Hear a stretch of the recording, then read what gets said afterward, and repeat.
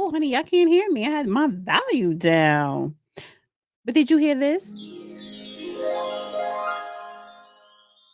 Yes. I was trying to do something different with the sound effects because I'm not used to pressing button for sound effects, but whatever. Hi everybody. Happy Wednesday. What did it say? Happy hump day. Hi. Katoya. Peter. Voodoo. Godspeed. Martin. Walter. Hi. I'm trying to see if I see a couple other people. All right, guys. So we're gonna have a good show. I'm not being up here for 2 hours, 1 hour, but technically an hour and 15, 20 minutes because P Ray is going to be coming on towards the end.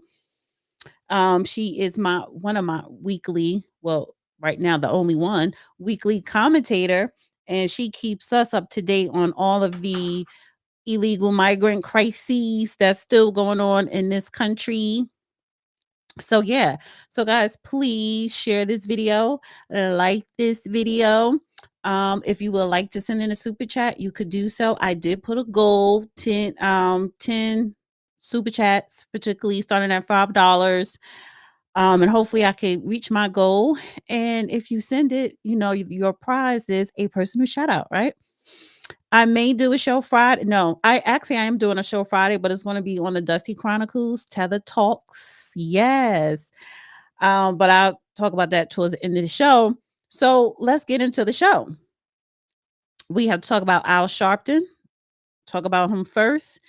And the main topic tonight, yes, honey, Democrats, all of a sudden now, all of a sudden, they want to push for reparations. And they're only doing that to generate support from the Black voters. That's the only reason why. And I don't believe them. It's all smoke and mirrors. They're full of it. I don't believe them. I don't care. I don't care if they get on a microphone and say, "Oh, we are fighting for this." You had 4 years to do one simple policy for Black Americans on a federal level, and you did nothing. So no, please don't fall for the okie doke, Black people. Don't do it. So, but we're going to get into that. Um, so let's talk about Al Sharpton. Ciao. I don't like him.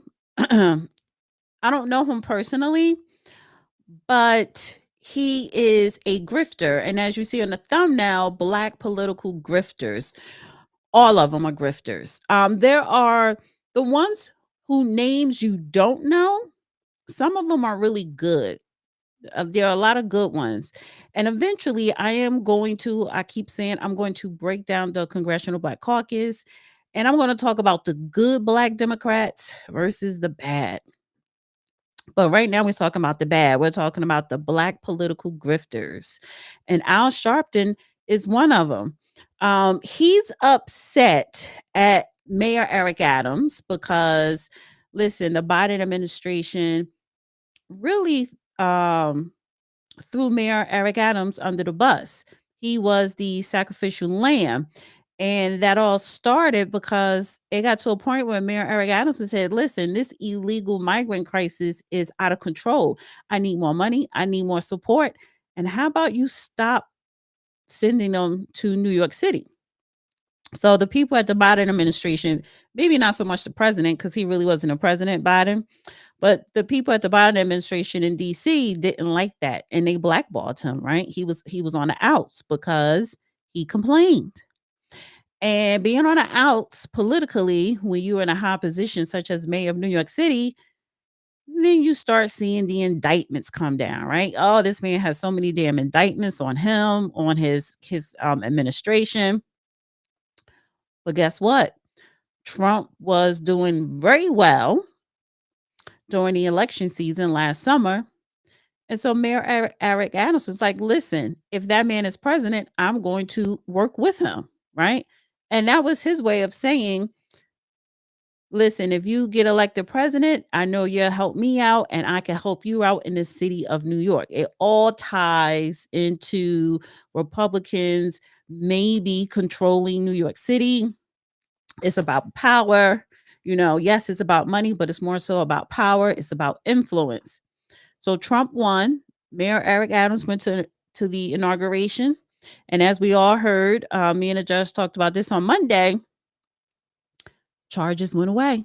Yes, the DOJ has dropped those federal indictment charges against Mayor Eric Adams. However, it's with some type of stipulation, and I'm going to get into that. So now you have the Democrats and you have Al Sharpton, who is stationed in New York City, right? Born and raised in New York. He is saying that Reverend Al Sharpton suggests he may pull support from Mayor Adams after Trump DOJ moves to drop charges. Mayor Eric Adams is running for re-election for mayor. And you know what? I think New Yorkers, you should support him and vote for him in. But now Al Sharpton is saying they may pull support away from Adams after his deal with the Trump administration DOJ. So I want to play this clip here. Yes, Al Sharpton is trash and he's garbage. So guys, again, I have a goal. Please send me your super chats, and towards the end, I will acknowledge your super chats. So let's go here. How do I want to do this? Okay. My hat look crooked. Uh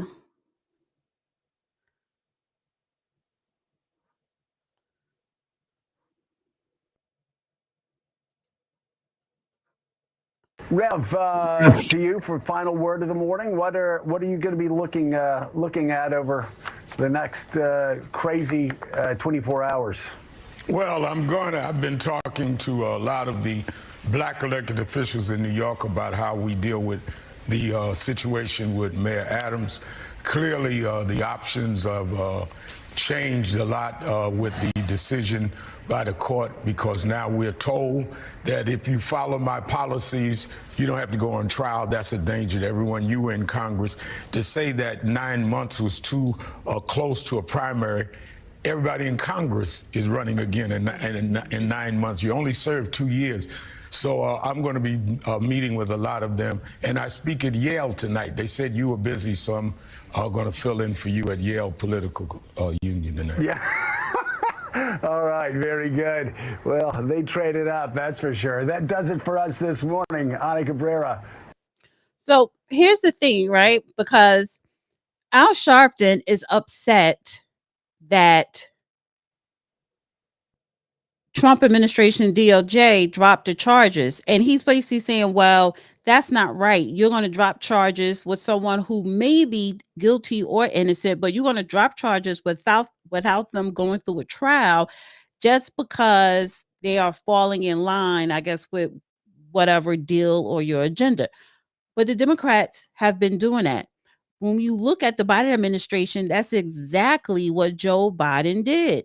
His son did not stand trial. His son did not sit in front of Congress and ask questions to money that taxpayer money that he was using, personally for his own personal use.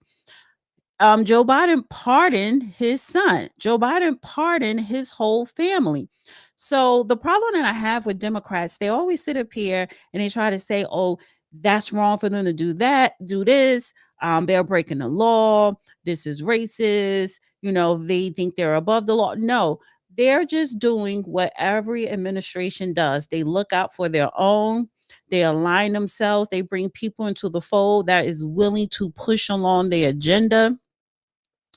And it is what it is. Mayor Eric Adams was trying to stay out of prison, and the Democrats were not messing with him at all. He didn't have any friends. So what do you expect this man to do?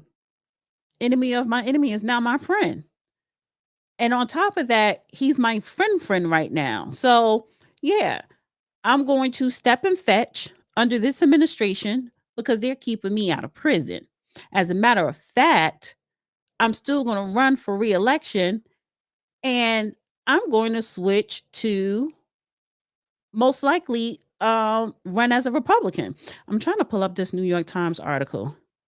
Oh, okay. I was about to say, honey, I did pay my subscription.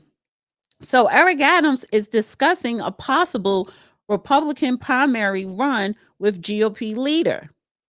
So Al Sharpton run around here saying, well, we're going to all get together and pull our support from Mayor Eric Adams. And make no mistake about it, Al Sharpton is very connected in New York when we talk about funding certain campaigns and getting people out to vote.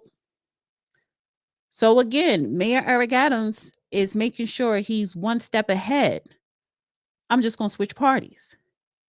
He held a press conference today. Well, it wasn't a press conference, it was a town hall live. I quoted on X, speaking to the community, what they need on a local level. Forget all this federal stuff. Forget Trump and the White House. What is happening in your neck of the woods in Queens? People talked about bus transportation, daycares, the garbage. They're everything you need for your daily lives, right? Businesses. He's talking to the people, Mayor Eric Adams. He's going to get a lot of support, especially if he has Trump behind him. He's going to get the money. The Bronx damn near turned red this past election. So if Mayor Eric Adams runs for mayor of New York, runs for re-election, but as a Republican, what is that going to look like for Manhattan? You're talking about all 5 boroughs. Staten Island's already a Republican. Certain places in Long Island is as well. So it's going to be very interesting as this unfolds. But what I'm getting at here is this is what the Democrats do. If you are falling out of favor with them, not singing to their tune, then they're going to sit up here and create a narrative against you. So the same thing that they're accusing the Trump administration of doing, they've been doing it themselves. I wanted to highlight this.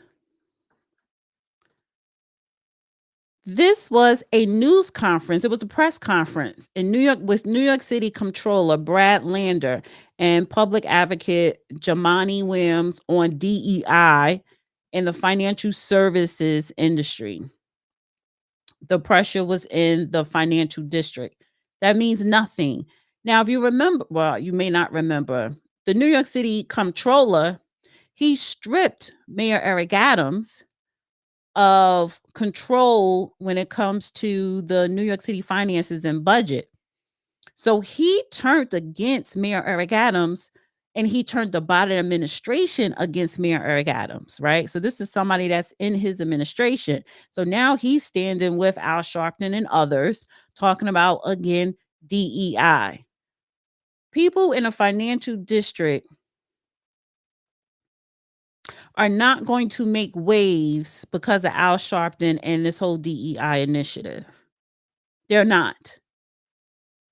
But that's the one somewhat stronghold that the Democrat Party is screaming about, because that's the only thing that they could cling to have some type of ground is DEI. And if you get rid of it, they're just going to label it as, okay, they're being racist.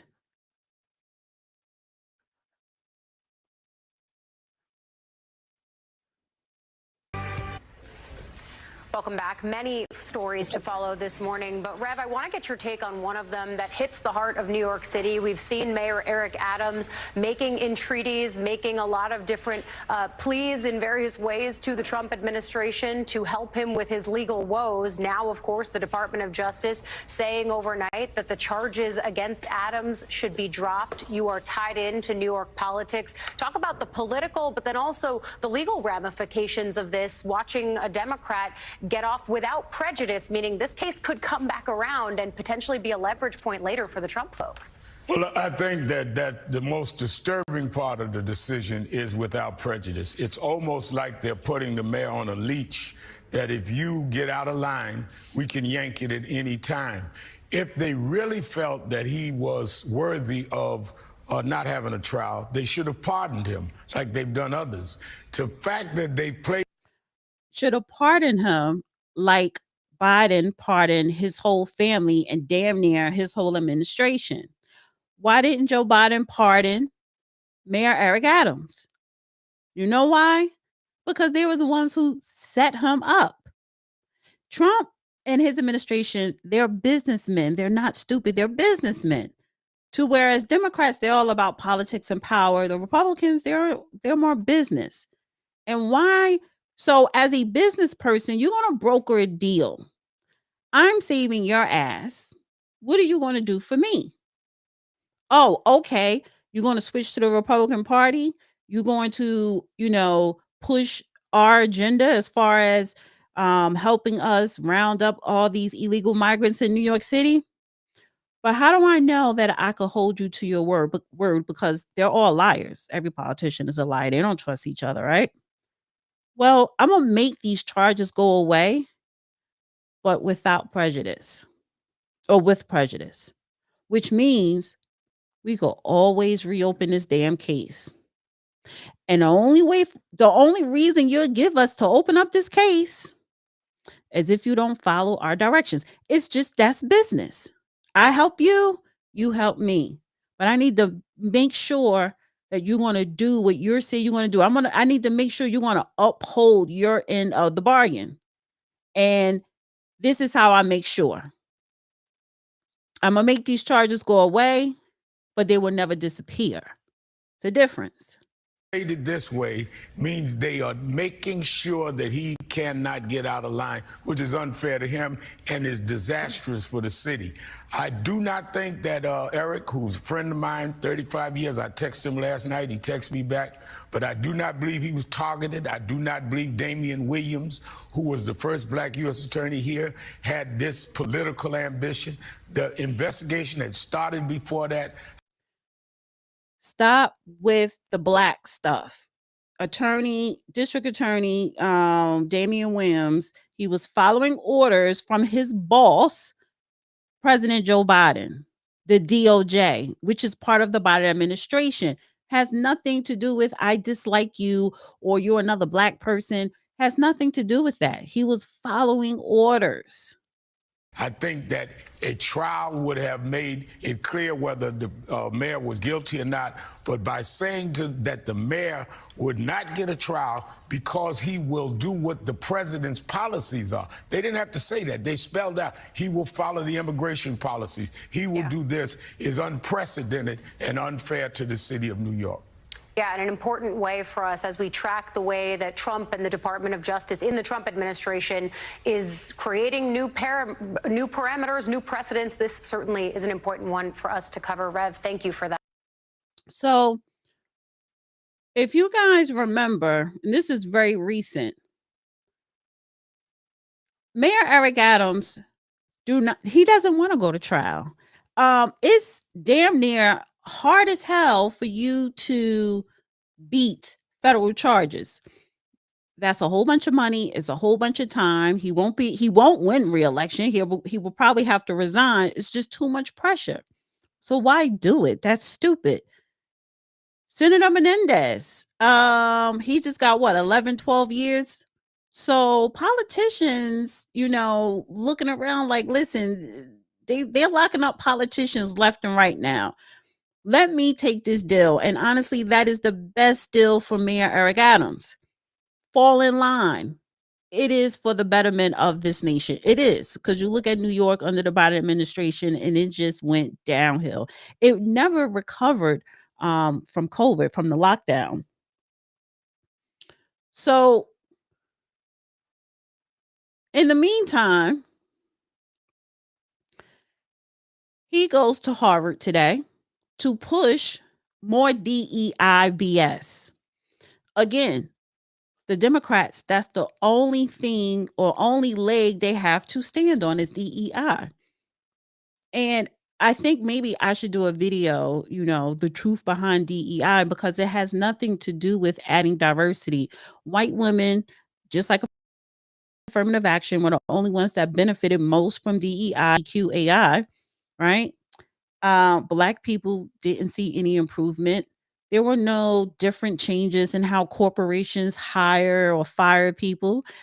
They just got millions of dollars from the federal government to implement training programs. But this is the only thing that Democrats are shouting DEI, white supremacy, because they're getting rid of it. They're racist, blah, blah, blah, blah, blah. And I want to play this TikTok video of this young lady here. Because everything she says in this video, I 100% agree. And she's right. To my people, Black Americans, if y'all care so much about diversity and inclusion, let me know when y'all ready to boycott the corner stores and the beauty supply stores and the curry outs. Let me know, because those affect us more directly than what y'all talking about. Okay, we didn't benefit from DEI. That don't have shit to do with us. Okay, so let me know when y'all really ready to boycott the shit that matters. The shit that's taking over our communities, have been taking over our communities. The liquor stores. You know what I'm saying? The shit that's ran right down the street by somebody who don't even look like you. By people who watch over your shoulder when you go in there. By people who accuse you of stealing sometimes. Let me know when y'all ready to boycott shit that matter. Not Target. Target that then gave opportunities to Black creators. There are Black creators who have their products in Target. Why the fuck are we trying to boycott Target? What are y'all doing? You know what I'm saying? We need to start with the shit in our own communities that affect us. How about we boycott some of these churches that take people money and don't do shit for the community? Let me know when y'all really ready to boycott the shit that matters. Other than that, I got shit to get from Target. You know what I'm saying? I'm about to go shop right now. Girl, you ain't lying, honey, because I was in Target yesterday. I was not giving up Target, aka Target. Never. Can you buy stock in Target? Because I think I need to. Before this DEI existed, because DEI wasn't a thing until 2022. Target was bringing in Black businesses to sell their products before COVID. So all this, they just started getting Black people on the shelf after George. No. There was Black people on the shelves before COVID. I am not about to boycott nothing. And Al Sharpton and fake ass Reverend scamming Jamal Bryant and all of them, because all these preachers are fake, telling Black people to boycott. Whoever is Black and you out here boycotting, you're dumb. You're stupid. She touched on, this was 1 minute and 26 seconds. Perfectly. Let's play it back a little bit. My people, Black Americans, if y'all care so much about diversity and inclusion, let me know when y'all ready to boycott the corner stores. Yes, corner stores, bodegas, same thing. She must be from Jersey, honey, because we say corner stores.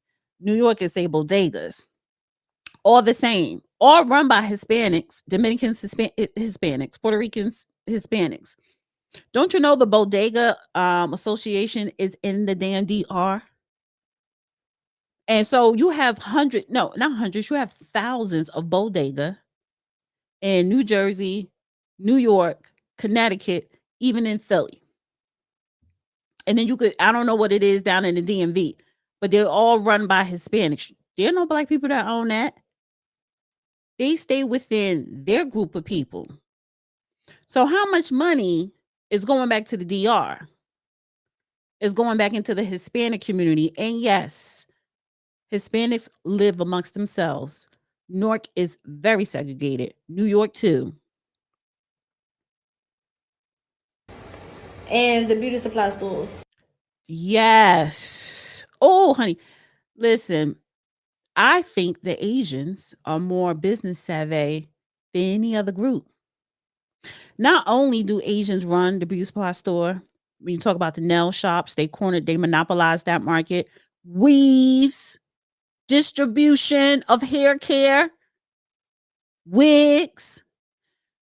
You cannot.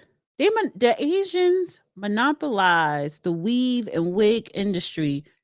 Not just black, but no other group can come in and become a distributor.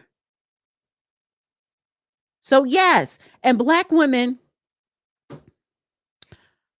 spend billions and trillions of dollars annually on beauty and hair care. And if you look around where you live at in your community, in the hood or black community or suburbs or whatever, if it's heavily black populated, you're lucky if you see one black owned beauty supply store.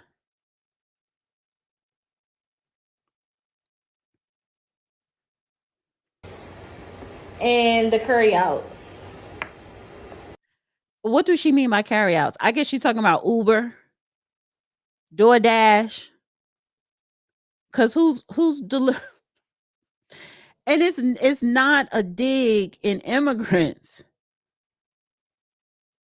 And maybe she is talking about the little hole in the wall stores where they, or the food carts, carry outs or whatever, is all owned and run by immigrants. You don't see Black Americans working there or owning any of that.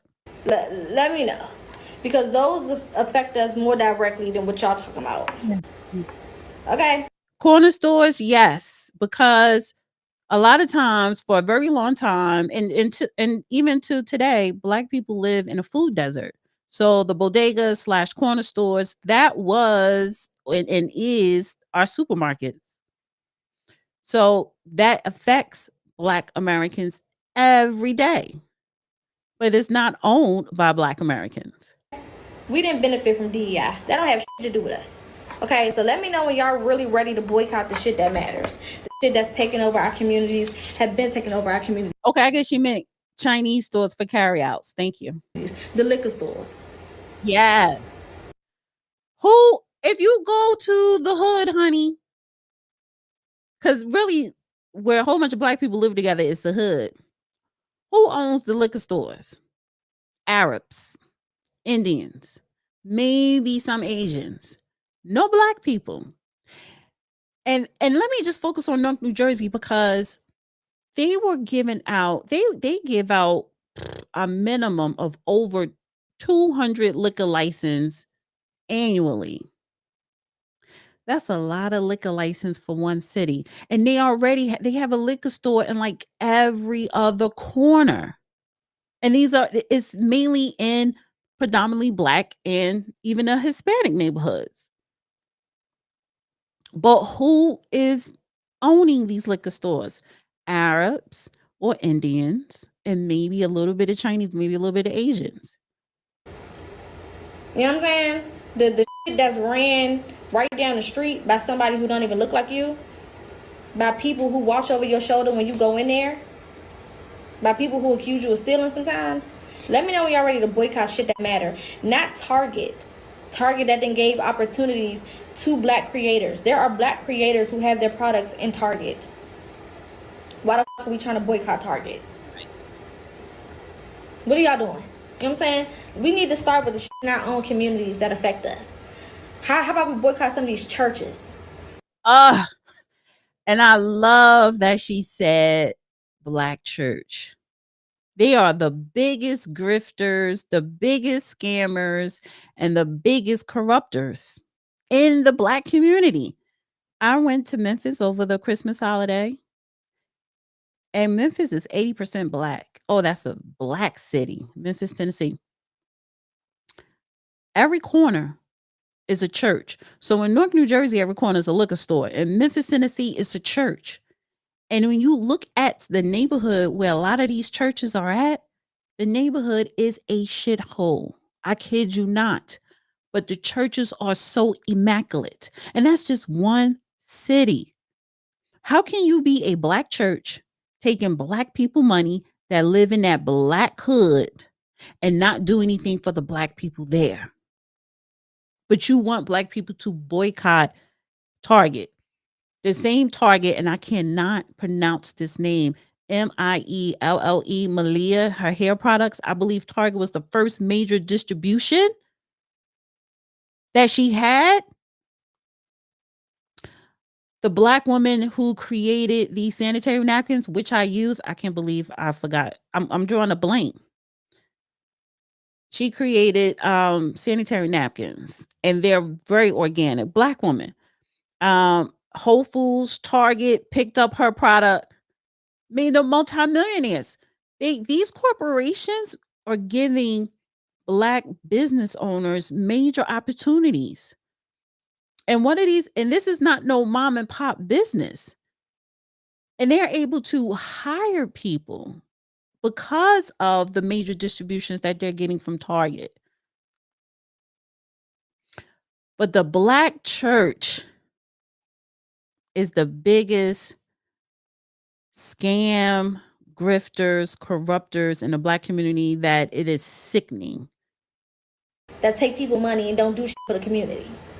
Let me know when y'all really ready to boycott the shit that matters. Other than that, I got shit to get from Target. You know what I'm saying? I'm about to go shop right now. I love it. Yeah. She sold the company. Honey Pot. That's what it is. Yes, Honey Pot. I don't care if they sold the company. That's what, when you look at all these white guys, these white men and young men who create these tech companies, they end up selling it. That's what you're supposed to do. But you're still able to employ. These people don't sell their company and go sit on their ass. They're still running a company or multiple companies, and they're still hiring people. So it don't matter if you sell your company to scale up. But to even be in a position to sell your company, that means you have to be selling millions of products for L'Oreal to come in and want to buy the company. You have to be in a position to get that type of opportunity. And Target, Whole Foods, those type of companies are giving black businesses that opportunity. So what are we talking about? Oh, Trump getting rid of DEI. That wasn't DEI that got them in the door. Dana and Philly, we have a lot of black businesses, and now I live in Tampa here, and Cubans own almost all the Spanish businesses. Moving on.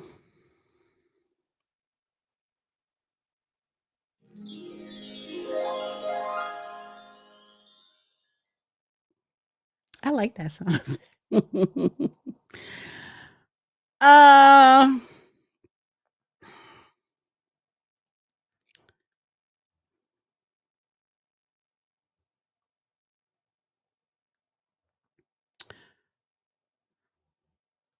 Let's share this.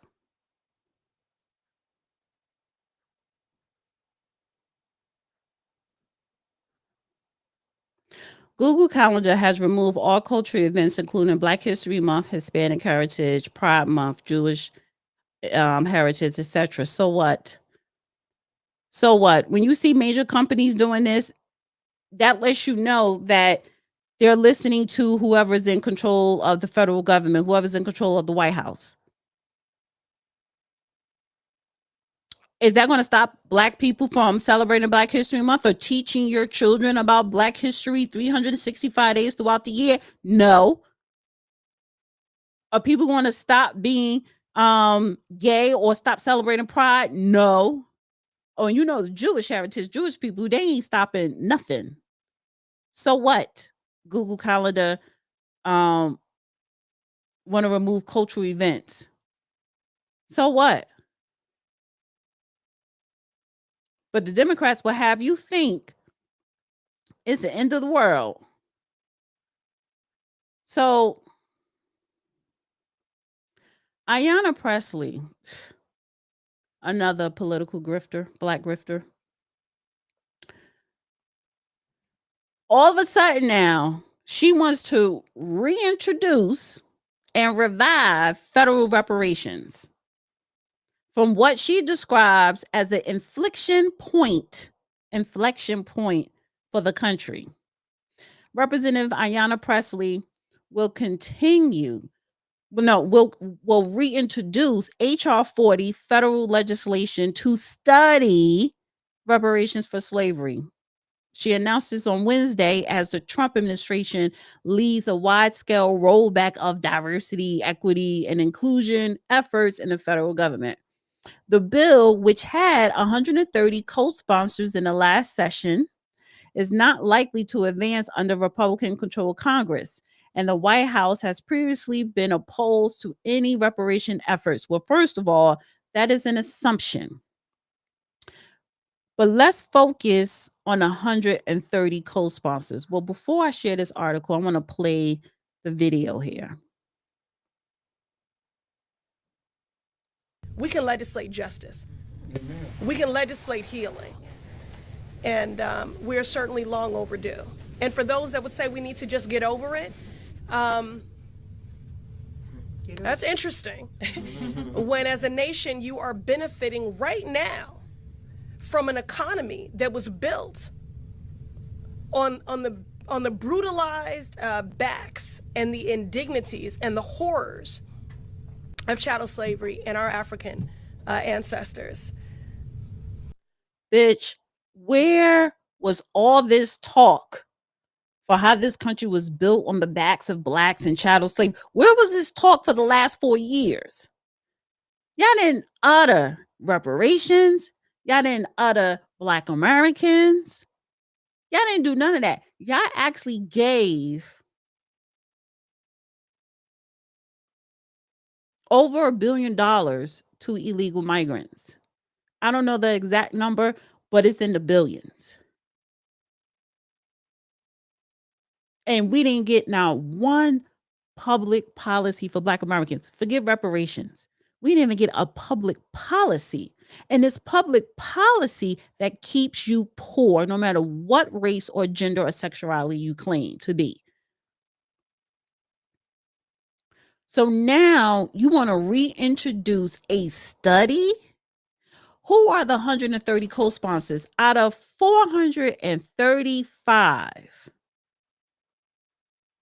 House of Representatives? Only 130.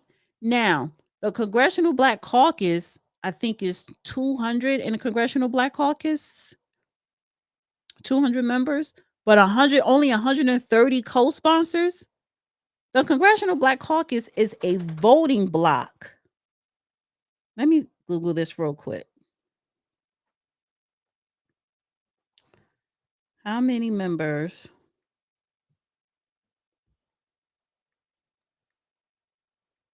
in Congressional Black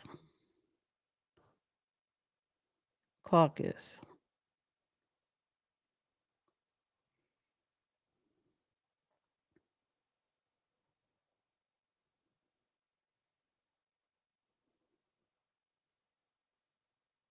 I just need a current total. How many members are in the House of Representatives? That's 435. How many members are in the Congressional Black Caucus? Seats in the House, 54. Apply to voting, 54. 4. I don't. What is this?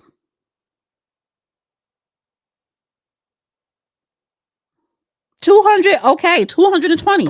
Damn. A total. I know it was over 200. 220 Congressional Black Caucus makes up the Congressional Black Caucus, but only 130 co-sponsors in the last session. Are you serious? Everyone in a Congressional Black Caucus should have been co-sponsoring and pushing this reparation bill to be placed on the floor for a vote. You mean to tell me, Maxine Waters, you don't have any pull with the Nancy Pelosi's, Chuck Schumer, but you standing outside protesting and shouting on a microphone about Elon Musk uncovering, wasteful funding, taxpayer dollars? Yeah, hooping and hollering about everything else, about trans, about LGBTQ, about the illegals, and how, there is racist ICE. ICE are targeting minorities is racist.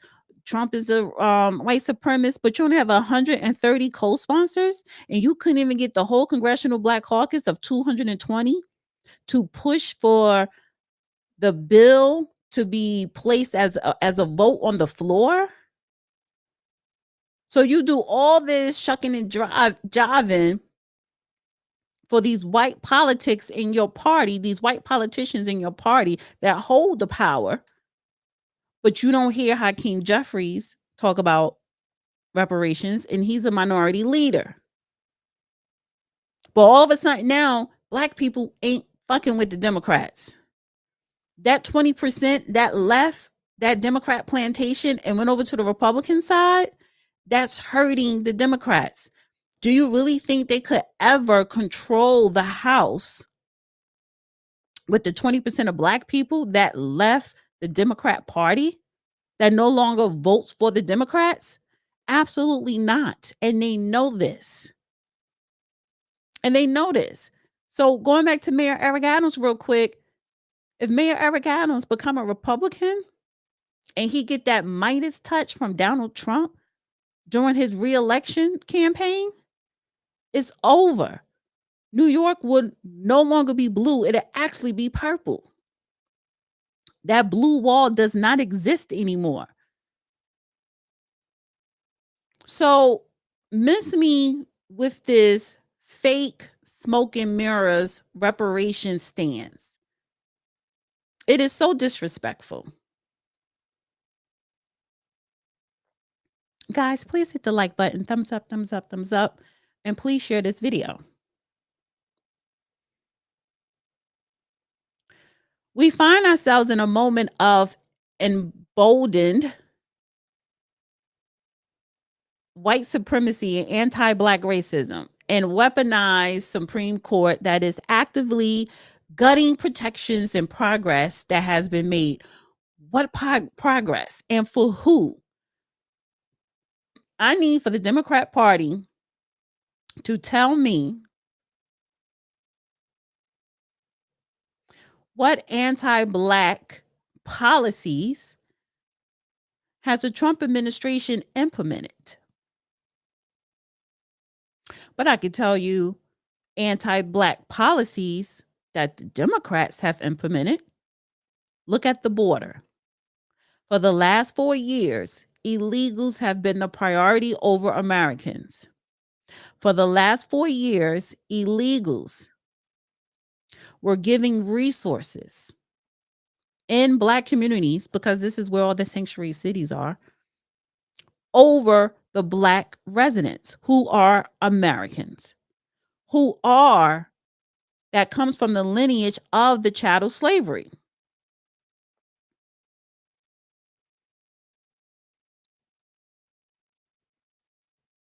So now you want to get up here and give this last pitch on reintroducing HR 40. First of all, the HR 40 bill is not a good bill. It's a nothing burger, right? And we have another representative, Representative Summer Lee from Pittsburgh. Our government, no matter who is in power, has an obligation to right these wrongs, to provide reparations for descendants of enslaved Africans, to eliminate the racial wealth gap, to uplift the black community. White supremacy is rampant in this country. Just look at the current administration and our own legislative body. They have contributed to the social and economic harms, to racial terror black folks have experienced in this country. Now, more than ever, we must acknowledge and repair those harms. Our government, no matter. And this is why I'm saying these are black political grifters. Please don't fall for this banana in the tailpipe. Because in the same breath, she's saying with this current administration has not even been an administration for 30 days. They have not done anything to harm Black Americans. But they have done things so far to benefit Black Americans. I'm talking Black today. They not only Black Americans, but all Americans. So why do they keep saying this administration is racist towards Black Americans? Why do you keep calling Trump a racist, right? When 20% of Black Americans voted for him. And it's not because they're stupid, it's because they're smart. If you know that Black people have been suffering because of Jim Crow, chattel slavery, public discriminatory public policies, why are you now just speaking up? Where were you in the last 4 years? These people actually thought and they were convinced that the illegal migrants were here to stay. They weren't able to vote, but their bodies would allow to Democrats to have more representation in the states to pack Congress, and it's never going to happen. Talk about treason. And how dare these Black political grifters get up here and constantly want to use Black suffering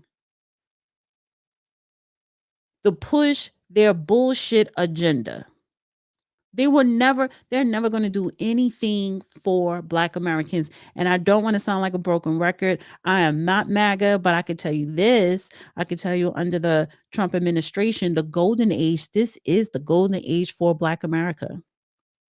You better have your tangibles written out and you better demand it. This is the time to get those federal state grants, to get those business loans, to get that money. This is the time to go out there and get it, because you could get it under the Trump administration, because it's about business. It's not about DEI. It is not about your feelings. It is not about your sexuality. It is not about your color. It is about what can you do to uplift you, your family, and your community and the betterment of this country. Reparations, the only way, and I am for reparations, but the only way reparations is going to happen is not going to happen through the Democrat Party. It's going to happen through the Republican Party. I don't have enough time tonight to get into that, but reparations can happen, but it will happen, but it can only happen under the Republican Party. Now, as always, reparations is trending now because of this press conference of Representative Summer Lee and Ayanna Pressley. You do have people who push back against it. And there are always going to be white people who oppose reparations, right? And they're going to be immigrants who oppose it. They're going to be illegals to try and claim it. But there are going to be people who always oppose it. I don't care, but it's entertaining to hear what they're saying. So you think we owe you reparations, huh? Well, take a look at these photos. These are the slain bodies of Union soldiers who died during the Civil War to free the slaves.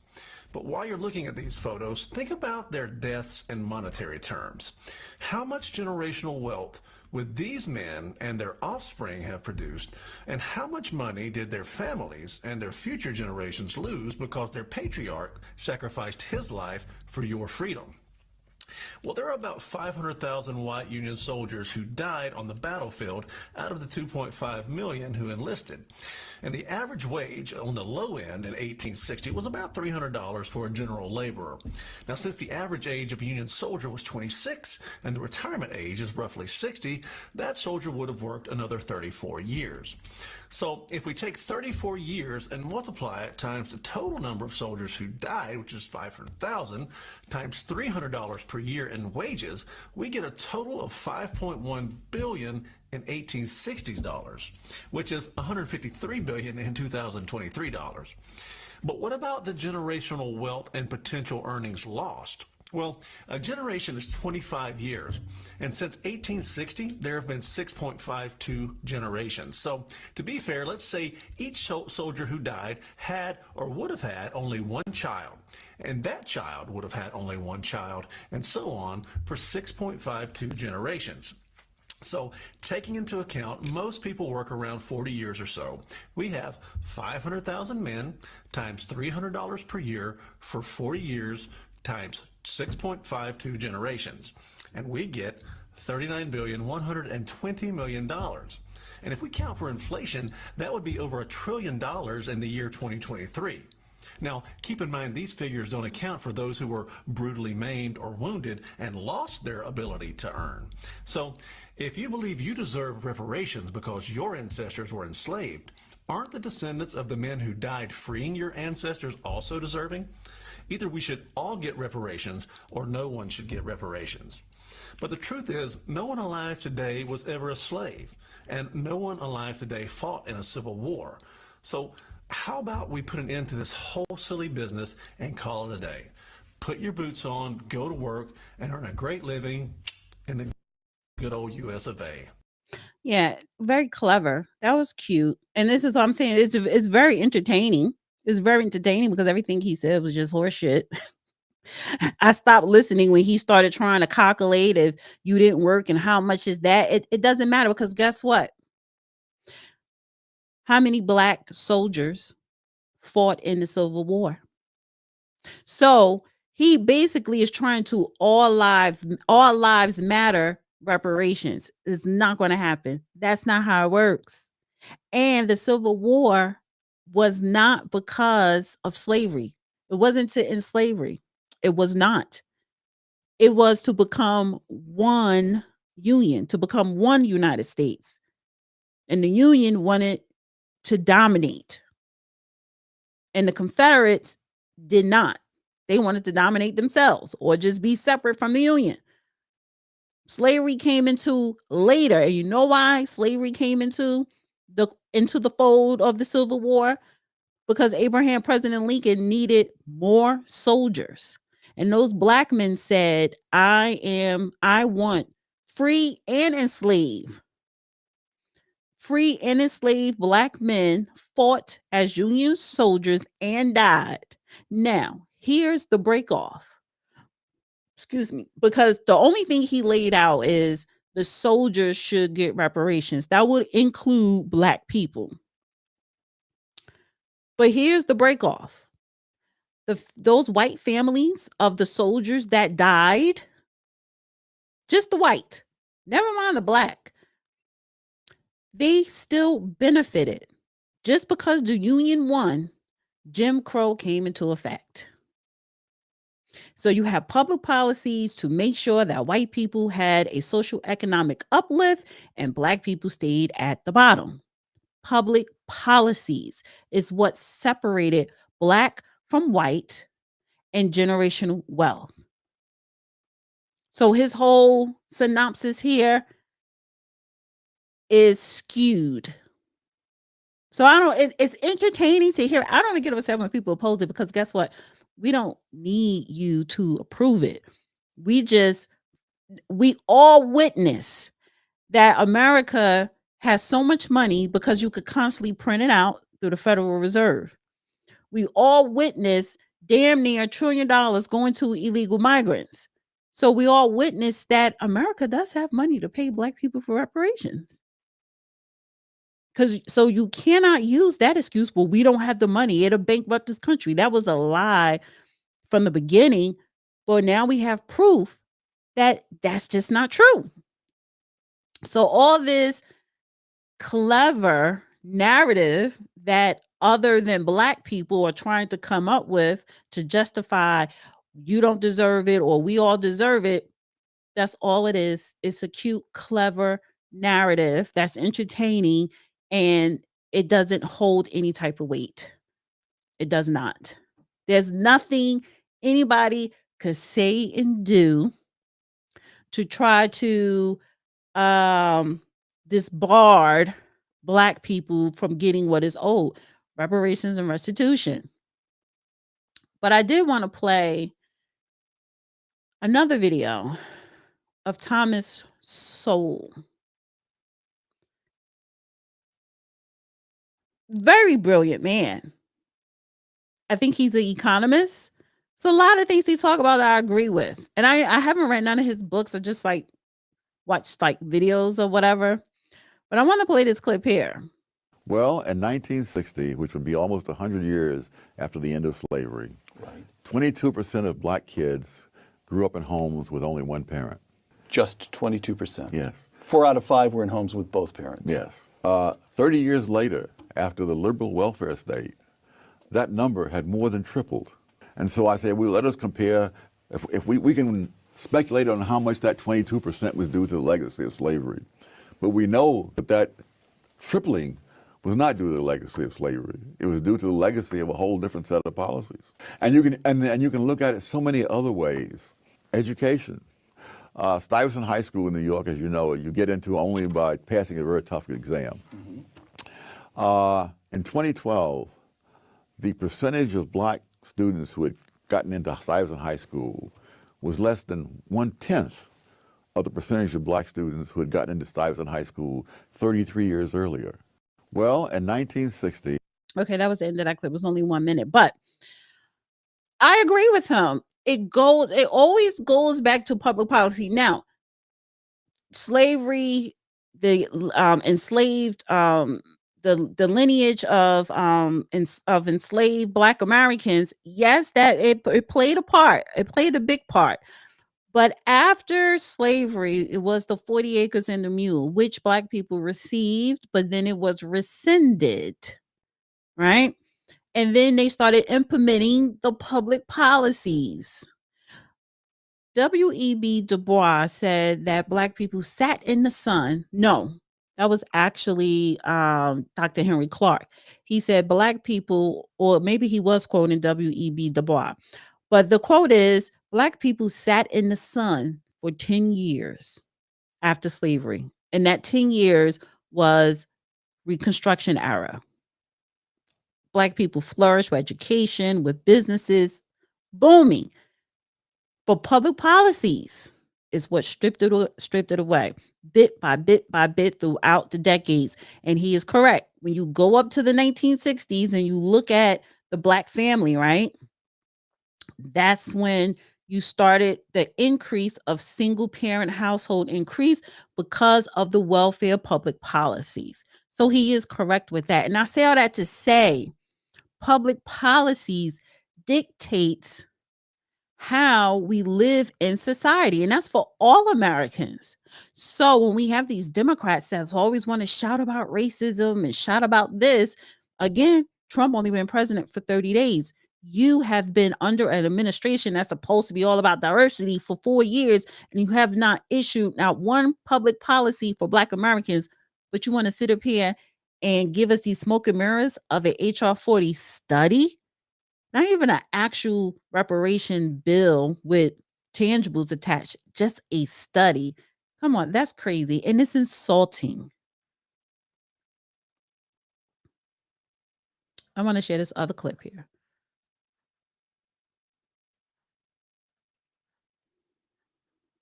Because of some of the views that you take, which are considered by the professional civil rights leaders who are traditional Democrats, they say that you are insensitive, and they're concerned that if you become a prominent person in the Reagan administration, that you will harm Black people. And one NAACP official is quoted as saying the following, quote, he, referring to you, would play the same kind of role which historically the House played for the plantation owners.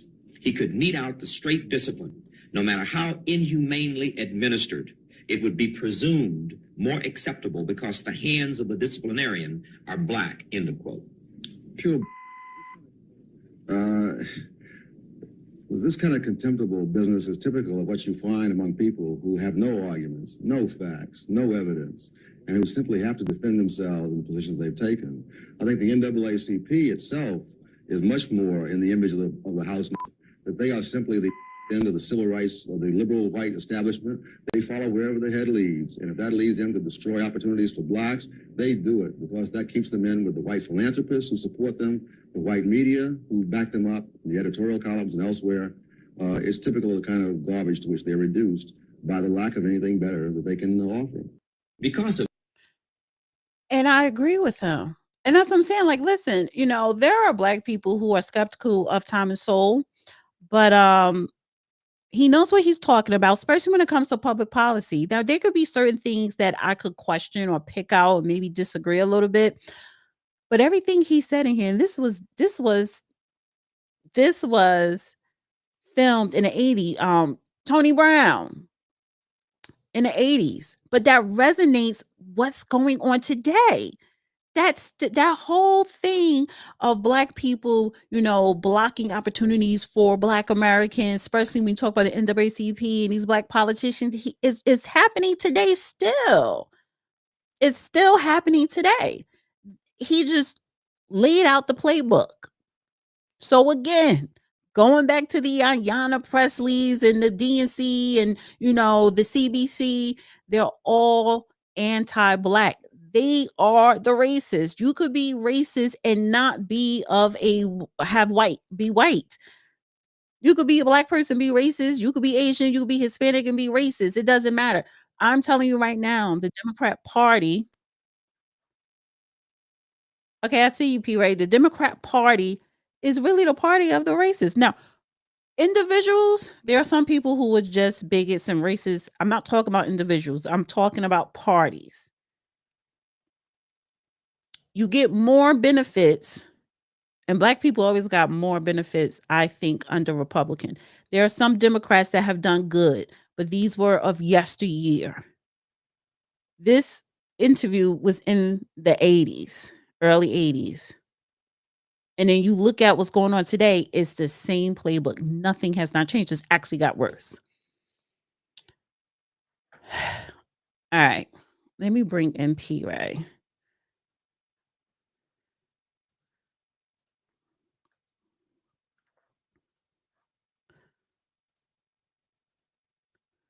Hey.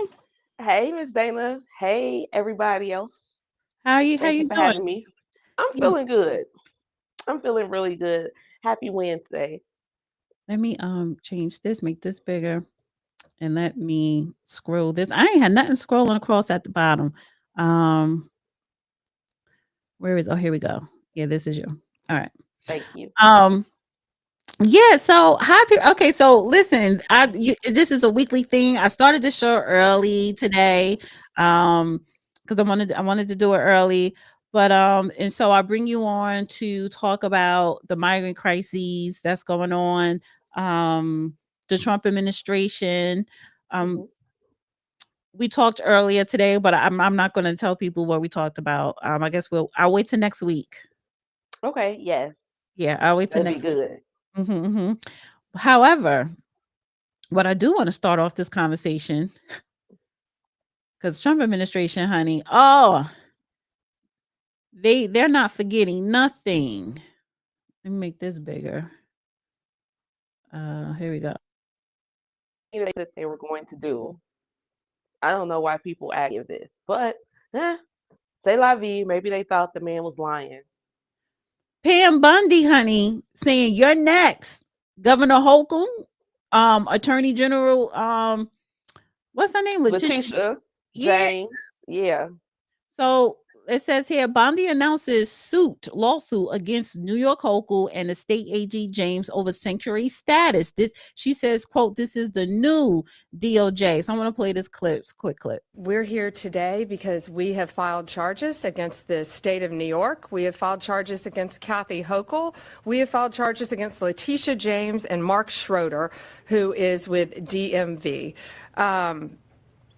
This is a new DOJ, and we are taking steps to protect Americans, American citizens, and angel moms, like the mom standing right behind me, who you're going to hear from in a moment. New York has chosen to prioritize illegal aliens over American citizens. It stops today. So I want to get your reaction on that. They said that this was going to happen. They've already called Brandon. They've already sued the city of Chicago, and they're next. I'm just interested to see, like, if Pam is going to file criminal charges against them for aiding and abetting illegals, misappropriating federal funds. Like, what will be the charges? Or are they just suing them on behalf of the federal government to get them to comply? That's a little different. However, I'm excited. Brandon is going to the hot seat on March 5th, and P. Ray is trying to be in the building because they thought that it was a game, Dana. They really thought that they were just going to be like, oh, they are, you guys can do what you want to, and we're the federal government. We're going to stand down. No, We said that we want ICE here, not just in Chicago. They want them in New York City. They want them in Philly. They want them in everywhere they go. So it's going to be a beautiful time. Like this next year is going to be amazing because they got to recalibrate everything. And by 2026, everything should be flowing well. I want to read a little bit of the article here. So it said the Justice Department announced Wednesday it was suing New York State over its policy of limiting cooperation with federal immigration enforcement, with Governor Kathy Hochul, Attorney AG Letitia James, and DMV Chief Mark Schroeder, AG Pam Bundy, and AG Pam Bundy's crosshairs. This is the new DOJ. New York has chosen to prioritize illegal aliens over American citizens. It says Governor Hochul has been clear from day one she supports deporting violent criminals who break our laws, believing a law-abiding family should not be targets, and will coordinate with federal authorities who have the judicial warrant. This is coming from Governor New York office. And Pam Bondi said, as you know, we sued Illinois. So yeah, they went to Illinois first. Mhm. Last week, the Justice Department asked a federal judge to immediately strike down sanctuary policies in Illinois and Chicago, arguing state and local officials are an obstacle to the federal government's enforcement of the immigration laws and discriminate against federal immigration enforcements. Bondi That's all we've been asking. Go ahead. I'm sorry. Bondi on her first day in office also froze all DOJ funding for 60 days to so-called sanctuary jurisdictions from New York to California. In 2023, those laws enforcement grants to New York City alone amounted to more than 1.6 billion, according to the Center for Immigration Services, a conservative nonprofit research organization. The Justice Department has been expected to fork over $8 billion in funding to city agencies in fiscal year 2025. So, Again, mhm. they got to go. So the one thing that stood out in everything that you were saying is that Hochul said that they don't want law-abiding families to be targeted. If you are in the United States of America illegally, you are a legal person. You are non-law abiding. I don't understand how they are mixing all of this in, how they have determined, they meaning these liberal municipalities, have decided that breaking into the United States or being here illegally is not criminal. It's not a criminal act. And I think that's why, honestly, as I said last week, they're going to make an example out of Brandon Johnson. I promise you. And he wants them to make an example out of him. So it's going to work both ways for everybody. But I think once they like really put their feet on their necks and lock them up, take the money away like they took away the DOJ grants, which means that now the Chicago Police Department has less money to do what we need them to do, which makes us less safe. So they again are putting these illegals on top of us and it's directly impacting our safety. And we can't have that. So we got to keep fighting. But as everybody can see, we're winning. We are winning big. Shout out to Pam Bondi. Shout out to Tom Holman. Shout out to my Donnie. Like, we must save our cities, people. This is not a game. This is not people trying to grandstand. Just hold on to what you were given via birthright. Get busy. Mm-hmm. And so even with that was the first, so Donald Trump got his first legislation bill passed, being in office less than 30 days, and that was the Lincoln Raleigh Act, right? Mm-hmm. So when you have that type of legislation passed as a law, an act,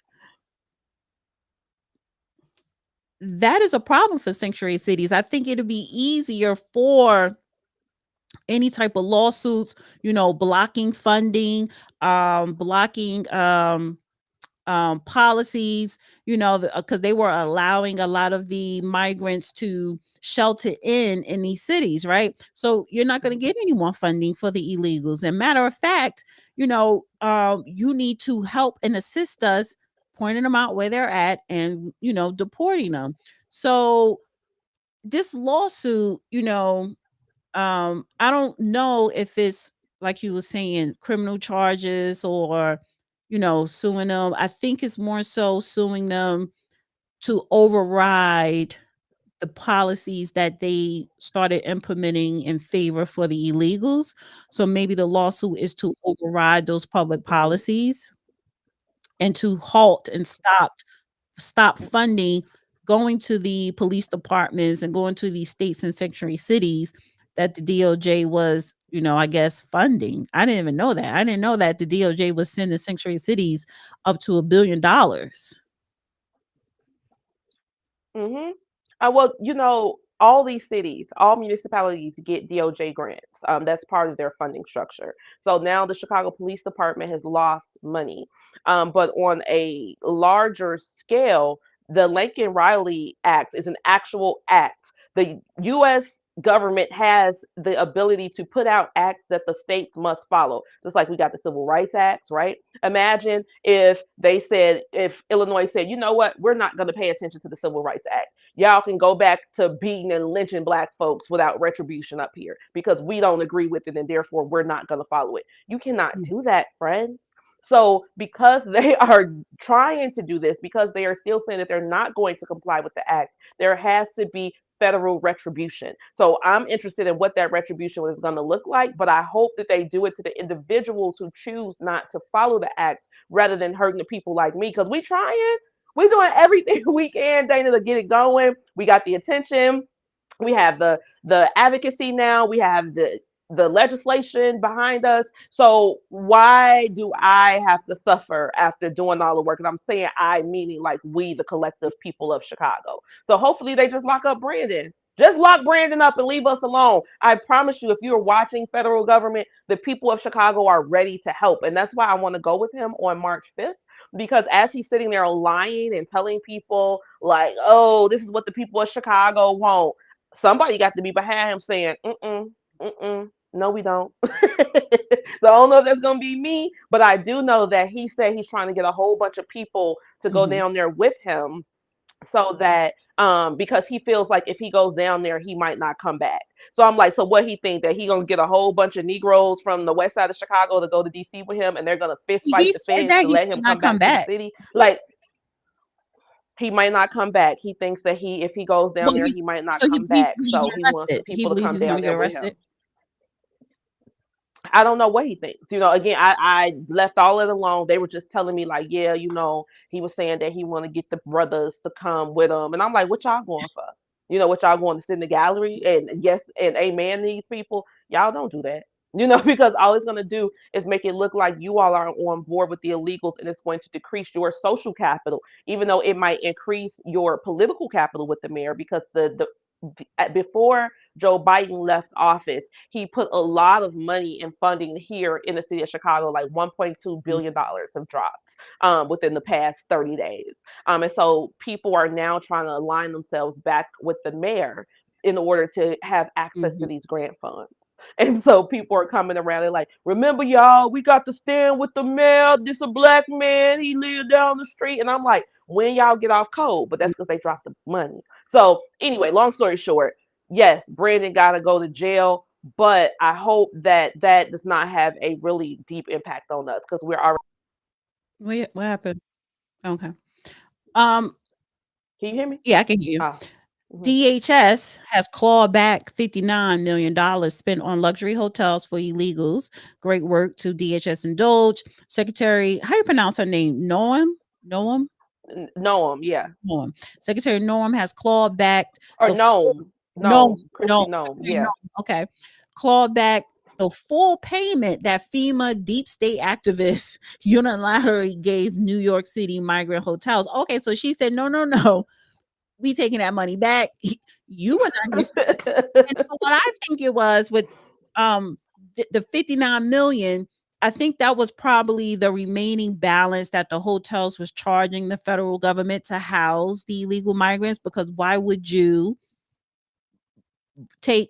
push regular citizens aside for paying for a hotel, tourists, to house illegals? Someone had to be paying for it. So they get all these millions and millions of dollars from the federal government.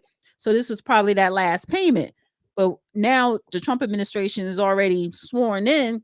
She's like, no. you ain't getting this $59 million. So it's going to come back to where it belongs. But I'm just when you talk about the waste of money, millions, billion, not millions, billions of dollars spent Billion. on illegals and nothing on Americans, number one. And number two, now and I was talking about earlier, you have the Democrats talking about reparations. First off, they don't care about reparations. That is the banana in the tailpipe. The what's they call HR 40 has been languishing in Congress since before I could walk and talk.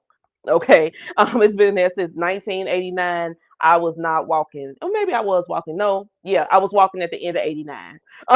So it's been there my whole life. They don't care. They don't care. They don't care. Again, everything now with the Democratic Party is to get us emotionally manipulated enough to come back to the plantation because they are shocked that black people are pushing for MAGA so hard. They're shocked that black folks are saying we want the deportations. We love Tom. Go Trump, go. They wanted to do the last playbook where they could say he's a racist, he's a fascist, he's a Nazi. We don't care about none of that because they are about to get up out of here. However, that $59 million, everybody who signed off on that money, all of them got fired. Trump fired them immediately. All of them lost their good government jobs. He went down the list, and anybody that had anything to do with that now no longer works for the federal government. So that also is going to incentivize people to send the money that still may be in the accounts to these sanctuary municipalities because they don't want to lose their jobs. So I'm glad that Doge is here. I'm glad that they're firing the people. Like something had to give because it got too out of control. And even like when we're outside now, the people are hiding. They're not at the stores anymore. I don't see any more Venezuelan flags, Mexican flags, Guatemalan flags blowing in the wind, being disrespectful. No, all of that is over. And I'm telling you guys, like, if we could just give it a year, we might have to suffer in the short term, but in the long term, all types of good stuff is coming to us. And so, we just got to rock with it. But the people, the Negroes and the Negro adjacent people who are pushing for them to stop the mass deportation, to try to make it a minority, people of color issue, it's very important that we absolutely mute these people during this time. Do not elevate their conversations. Do not share their comments. Do not respond to them, y'all. Straight up, even if you got to block them, block them. We have to make sure that those messages are diluted and diminished as much as possible because we all got to stay on code with this. This is for anybody else. This is Negro people's main political issue that we've been trying to get fixed since literally the 1840s. So we've been working on this, y'all, for 200 years, and here it is. So please, anybody that's going against the work that we're doing and the work of our ancestors, it's very important during Black History Month that we tell these people you do not represent us and shut your damn mouth. Right. I wanted to highlight this, right? Because when we're talking about money, more money in our pockets. So President Trump, and this was last week, he released his tax plan, right? And President Trump's plan for the largest tax cut in history for middle class working Americans. No tax on tips, no tax on senior Social Security, no tax on overtime pay, renew Trump's middle class tax cuts, adjusting the SALT cap, eliminate all special tax breaks. What does it say? Eliminate all special tax breaks for billionaire sports team owners, close the carried interest tax deduction loophole, tax cut for made in America products that the president has laid out for members in that meeting today. No tax on tips, which is obviously a very public campaign promise that the president made. No tax on seniors' Social Security. No tax on overtime pay. Renewing President Trump's 2017 middle class tax cuts. Again, these are the president's priorities. Adjusting the SALT cap, eliminate all the special tax breaks for billionaire sports team owners, close the carried interest tax deduction loophole, tax cuts for made in America products. This will be the largest tax cut in history for middle class working Americans. The president is committed to working with Congress to get this done. So, no tax. That's my Donnie. No tax on overtime, no tax on tips. See, people don't understand.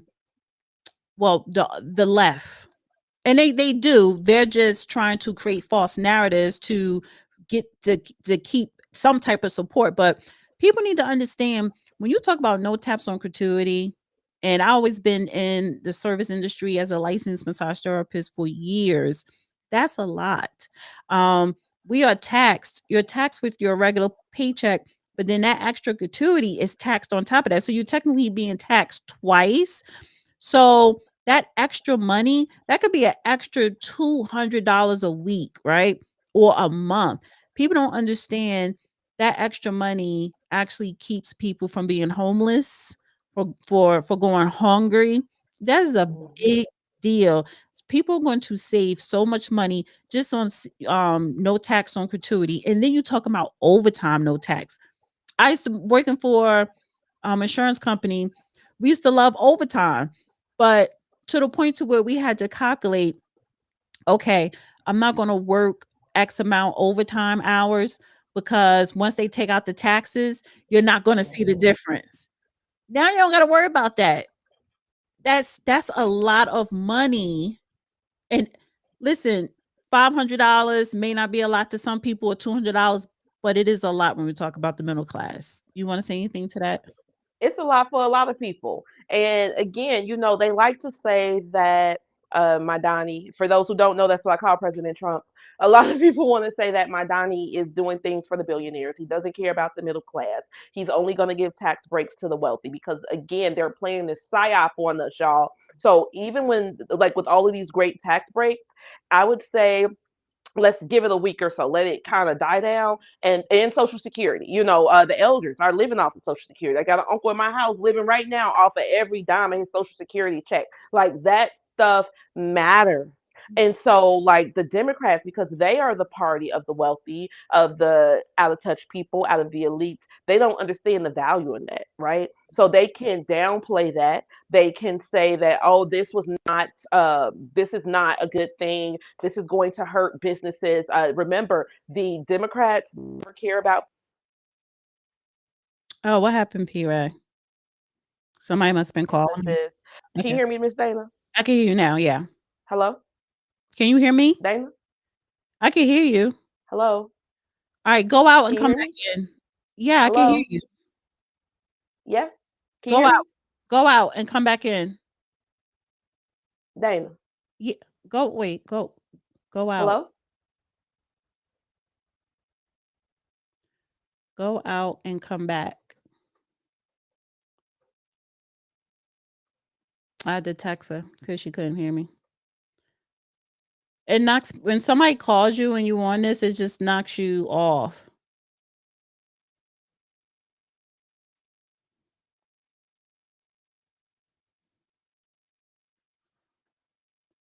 Yeah, she'll come back in.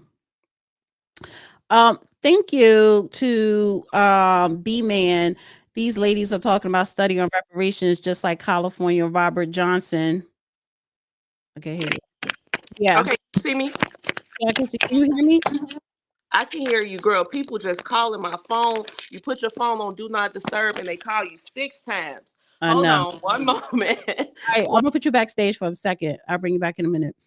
These ladies are talking about study on reparations, just like California Robert Johnson brought up a $14 trillion figure. Yeah, they're talking about a study. No, we want to talk about actual numbers to be, amount of money to be allocated. So it's all smoke and mirrors. It means nothing. All right, you're good. Yes, ma'am. Can you I'm hear me? good. I'm back. Yes, can you hear Okay. me? Yeah, I can hear you. Yes. So I just want to respond really quickly to one of the comments, then I'll go back to what I was saying. Someone says, damn, he can live off his social security income. Well, he has Parkinson's, friend. My uncle had 3 aneurysms, and we have to band together and do what we have to do. So guess what? We are going to even the money that we're getting from the state to take care of him, like that overtime money will not be taxed. Like all of this stuff matters because at the end of the day, the labor force is going to be wide open, y'all. Why open these people about to go home? And Trump said everybody going to work. If you got Section 8 starting in 2025, you only get 2 years on Section 8. Then you got to go to work. There's no more passing down your your Section 8 voucher. There's no more getting stamps for the rest of your life. No, you're going to get 48 or 24 months, and that's it. And so they have to make these adjustments to the wages in order to incentivize people to get back into the workforce, I believe, anyway. No, yeah, because people will use social services as a clutch. As Now, they've been doing. right. Now there are people, whether you're a single mom or a single father, who actually do need these services. They are working, but you do need assistance when you talk about affordable living, food stamps. Because I don't care if you have a full-time job making 60 or 70. If you got 2 or 3 kids, food stamps help because food is expensive. So but if you are working, sometimes depending on your situation, you do need some extra assistance. However, you cannot live off of the government. And a lot Correct. of people do that. So And yeah, it's been doing it for generations. right, right. Um, what else did I want to bring up? I think that was it for today. Okay. Well, again, pray for us here in the city, y'all. It is working. It is happening in real time. Everything that we've ever wanted is here. So I want to encourage everybody in your own city, make your own city red. Do the work. We actually make it look easier than it is. People are like, oh my God, you guys made this happen. We've been working on this since 2018. And here we are in 2025. So that's 7 years. A 7-year plan is the year of completion, and we're about to wrap this up. Please get busy where you are. It's easy to say, oh, we see the Chicago people and we so proud of y'all. We appreciate you being proud of us, but now you can make us even prouder by doing the work in your own town, in your own village, so that we can make this a collective effort. Take some of the burden off the people who are doing the work and kind of alleviate it partage it amongst everybody else. Tell Yes, people where they can follow you and your organization. ChicagoRed.org is the organization. Please donate, y'all. Oh my God, we need the money. We need it. And it's not like people are paying their bills off of this. We got to pay the rent. Like these walls got heat and light and gas behind them. Okay. We got to pay for it. We are doing things. We're traveling. That takes money. People want to go downtown and talk on the mic. That means you got to pay for parking. We try to accommodate our people as much as possible because they're actually putting their face in their lives on the line to do this. So please, please, please donate at chicagored.org. And then you can follow me on X at ChicagoRedP. And then also subscribe to my show on Facebook, Black Excellence Hour, a show for people with high self-esteem. We're going to be moving to the radio very shortly. Right now I'm podcasting, but we're getting back on the American airwaves very soon because we got to keep this message flowing. And thank you as always, Miss Dana, for having me. One more thing I want to acknowledge while you're here, though. This is a sad story, but I want to acknowledge this. Says a family is facing homelessness reached out at least 3 times to Detroit homeless response team before 2 children froze to death in a van in a casino parking structure. Parking lot. Yeah, Mm-hmm. devastating. I watched Tatiana. Her name is Tatiana, Mhm. and I watched Tatiana's interview. What infuriated me about Tatiana were a couple of things. Nothing about Tatiana herself. Number one, there are no illegals freezing in cars around America. They just paid $59 million for them to go to New York and land in a luxury hotel with no social security number. You had 6 American citizens homeless in Detroit, and 2 of them froze to death. That is deeply insulting. It's just unbelievable because she did everything she was supposed to do. She reached out to the city, the county, the state. She said, "Hey guys, I need help," and they did not see her as a priority. But then what also made me mad, Miss Dana, what made me mad is that the children's father. So Tatiana is 29. She has 6 children. They're all by the same man. That man now has a GoFundMe up talking about help me bury my kids. What? You know what I'm saying? Like, where were you, my man? Well, you weren't in the van with her and her 5 children. So why are you pushing this right now? It is just the shiftlessness, the culture of unaccountability that is just so disgusting to me. And the audacity of their father to try to take charge in the form of collecting money has just really grinded my soul today. Oh, it made me so angry. But Tatiana is the face of why we are working so hard. This is why I went to the White House in 2018 to talk to Ben Carson, not to see my Donnie, not to see my Donnie. I went to talk to Ben Carson about the Chicago Housing Authority hoarding $1 billion worth of federal funding. And if they're doing it in Chicago, they're doing it in Detroit, they're doing it in Milwaukee, they're doing it in all of these Democratic held municipalities. We need an audit on the federal housing funds that they are hoarding. And if any of that money ever went to an illegal, because if it did, then Tatiana and her children should be the gaslight, not the gaslight, excuse me, but the fuel to keep our fire burning, to make sure that they're spending the money on us. Because I'm positive that the money that could have gone to Tatiana and her children went to some illegal, and that's not okay. It says here, according to Dungeon, aside from reaching out last fall to the city's homeless response team, the mother involved in Monday's tragedy had also reached out early in the summer and back into the previous year. The mayor said the city has outreach workers, 2 employed by Detroit and 32 from 6 other funded providers, including Cass Community Social Services and Neighborhood Services Organization, to help in emergency situation for those facing homelessness. But the housing situation of the mother and her 5 kids wasn't deemed an An emergency. emergency. It wasn't a, Homelessness is an emergency. no, sleeping in a van with 5 children in the winter in Detroit is an emergency. And Yeah. they didn't do it to the illegals. That's the whole thing about it. They made their housing circumstance an emergency. When they were sleeping in front of those police stations, that became a national emergency and they sent money expeditiously to get them housed. But we got people like Tatiana who are sleeping in vans. She's not the only mama out here sleeping in the van with her kids. And then her engine died and the heat in the car stopped working. So first her 9-year-old passed. She called her friend, hey, can you take me to the hospital? She looked up, her 2-year-old passed too.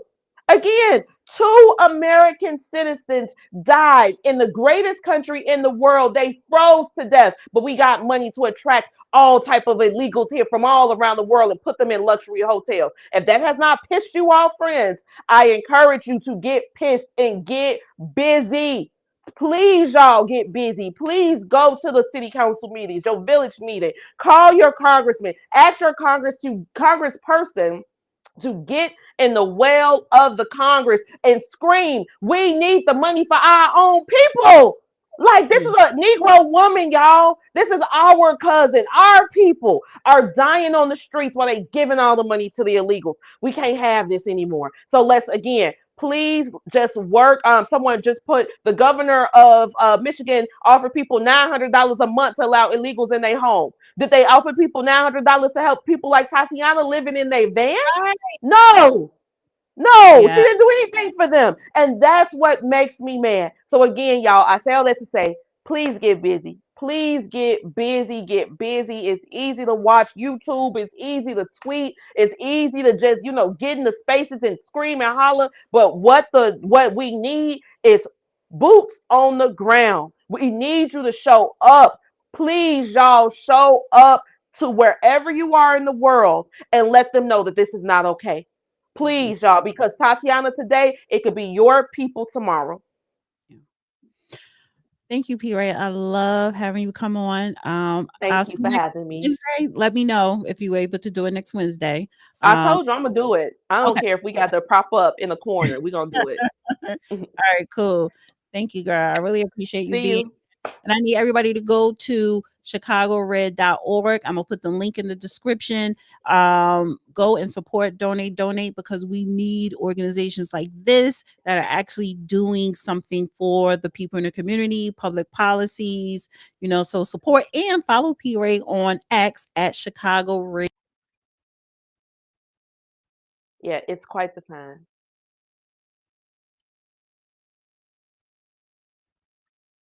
I can't hear you, but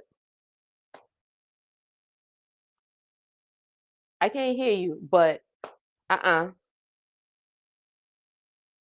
nope. It's okay. All right. See you, Dana.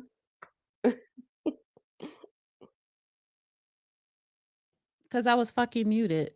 Oh my God.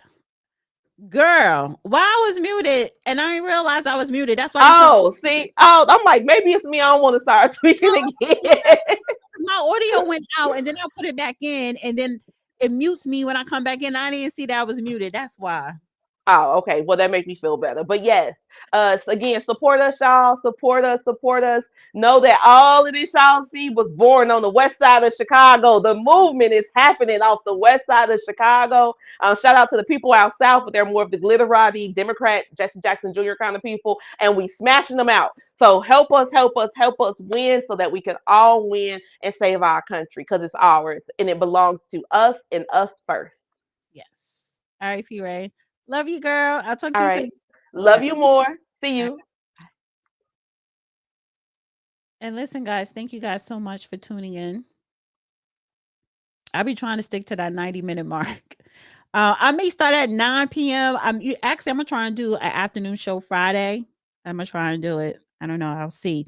But anyway, guys, thank you so much for being here. Oh, and thank you to Walter. You sent me a super chat earlier. Thank you so much. And thank you to B-Man. I did not reach my goal, but that's okay. Love y'all anyway. All right, guys. I will see you. We'll see you tomorrow because Judge Joe Brown, episode 7 of Injustice for All, will be dropping tomorrow night. I may go live Friday. And yeah. So subscribe to the channel, hit the bell button so you can get all notifications on when I'm live or when I drop a video. Good night, everybody. Bye.